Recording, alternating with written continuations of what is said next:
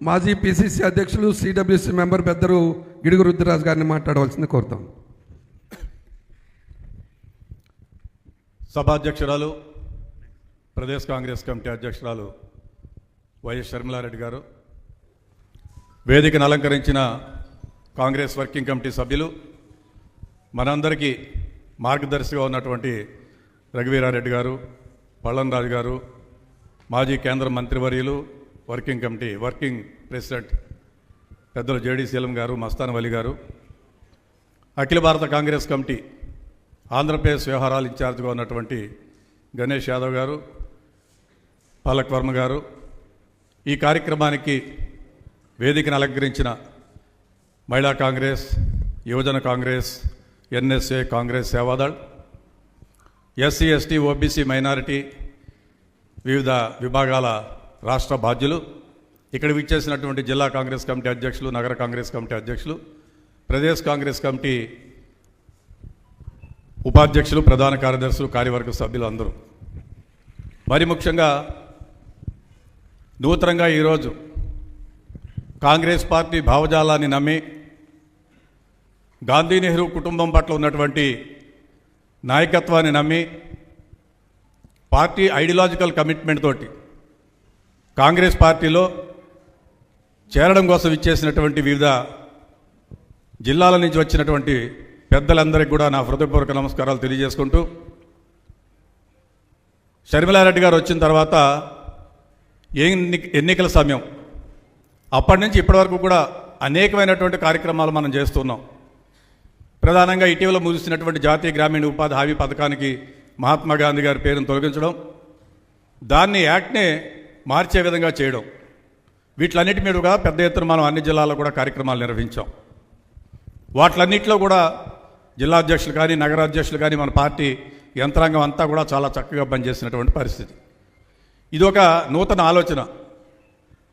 PCC అధ్యక్షుల వారు, AICC in-charges ఒక ఆలోచన చేసి వివిధ జిల్లాల్లో ఉన్నటువంటి తటస్థులుగా ఉన్నటువంటి వివిధ రాజకీయ పార్టీలో ఉన్నటువంటి మిత్రులందరినీ కూడా కాంగ్రెస్ ఫోల్డ్లోకి తీసుకోవాలని ఆలోచన చేశారు. It's a very good and best beginning for the Congress party. In fact Ganesh గారు, జనరల్ సెక్రటరీ ఇన్ఛార్జ్ మాణిక్ గారు చాలా రోజుల క్రితమే మా అందరితో కూడా డిస్కస్ చేశారు.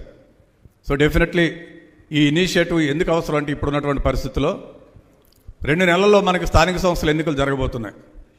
ఈ ఎన్నికల్లో పార్టీని బలోపేతం చేసుకుంటేనే జడ్పీటీసీలు కానీ, ఎంపీటీసీలు కానీ, కౌన్సిలర్స్ కానీ, కార్పొరేటర్స్ కానీ, సర్పంచ్లు కానీ, ఇవన్నీ మనం నిలబెట్టుకుంటే ఆటోమేటిక్గా మన కేడరు బలం పెరిగేటువంటి పరిస్థితి ఉంటుంది. ఇందాక పెద్దలందరూ కూడా చెప్పారు, ఈ దేశంలో రాహుల్ గాంధీ గారు తూచా తప్పకుండా 2029లో ప్రధానమంత్రి అవుతారు. ఎందుకు అవుతారంటే, దేశంలో ఉన్నటువంటి అన్ని సమస్యలకి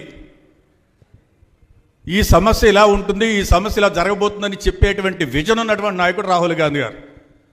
కోవిడ్ వచ్చినప్పుడు ప్రపంచం అంతా ఏం జరుగుతుందంటే, కోవిడ్ అనేటువంటిది వస్తుంది, దీనివల్ల ఇంత ఇబ్బంది ఉంటుంది, దేశం ఇంత కష్టపడుతుంది, నష్టపోతుంది అనేటువంటిది వెల్ అడ్వాన్స్గా రాహుల్ గాంధీ గారు ప్రెడిక్ట్ చేసి చెప్పారు. అప్పుడు నవ్వారు అందరూ. మోడీ గారు చెప్పారు, దీపాలు తిప్పండి, తప్పట్లు కొట్టండి, అది చేయండి అని చెప్పారు. కానీ రాహుల్ గాంధీ గారు చెప్పిందే జరిగింది. జిఎస్టీకి సంబంధించిన అంశం వచ్చినప్పుడు వన్ నేషన్ వన్ ట్యాక్స్ అనేది మనం చెప్తే 5 స్లాబులు పెట్టి దేశమంతా ఇబ్బంది పడినటువంటి పరిస్థితి. జిఎస్టీని కూడా రాహుల్ గాంధీ గారు ప్రెడిక్ట్ చేశారు, దెబ్బతింటుంది జిఎస్టీ వల్ల అని చెప్పారు. ఇవాళ వ్యాపారస్తులందరూ బాధపడుతున్నటువంటి పరిస్థితి.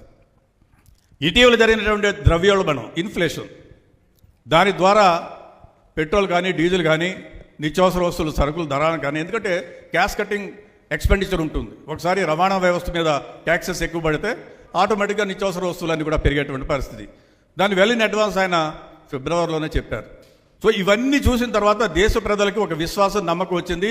రాహుల్ గాంధీ గారే విజనరీ, రాహుల్ గాంధీ గారికే ఈ దేశానికి ప్రధానమంత్రిగా అర్హత ఉంది, నైతిక బాధ్యత ఉంది, ఆయనే చేయగలుగుతారంటే ఆలోచన దేశ ప్రజలందరికీ వచ్చింది. ఎందుకంటే మనం అనేక రాష్ట్రాల్లో తిరుగుతూ ఉంటాం.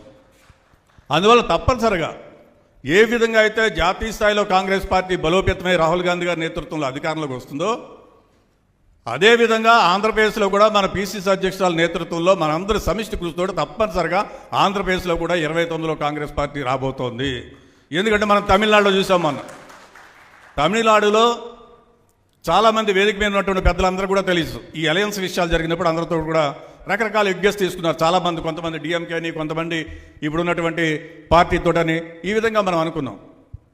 కానీ అనూహ్యంగా బలమైనటువంటి కేడర్ బేస్ ఉన్నటువంటి డిఎంకే కానీ ఏడీఎంకే కానీ కాదని ప్రజలు ఒక కొత్త రాజకీయ పార్టీని కోరుకున్నారు. ఆ పొలిటికల్ స్పేస్ ఈరోజు ఆంధ్రప్రదేశ్లో ఉంది. తప్పనిసరిగా ఇందాక మనం అనుకున్నట్టు బాబు, జగన్, పవన్ అనేటువంటి వాళ్ళు అయిపోయింది. చంద్రబాబు నాయుడు గారిని ఆల్రెడీ రెండోసారి ముఖ్యమంత్రిగా చూశారు. జగన్మోహన్ రెడ్డి గారిని ఒకసారి చూసి 40% ఓట్లు వచ్చినా 11 సీట్లకు పరిమితం చేశారు. ప్రజలు ఫెడప్ అయిపోయారు.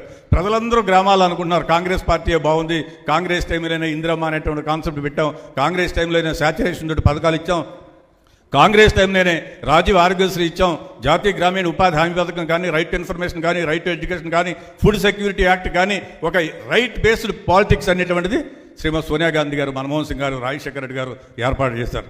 సో ప్రజలందరూ మన ఆశీర్వదించడానికి సిద్ధంగా ఉన్నారు.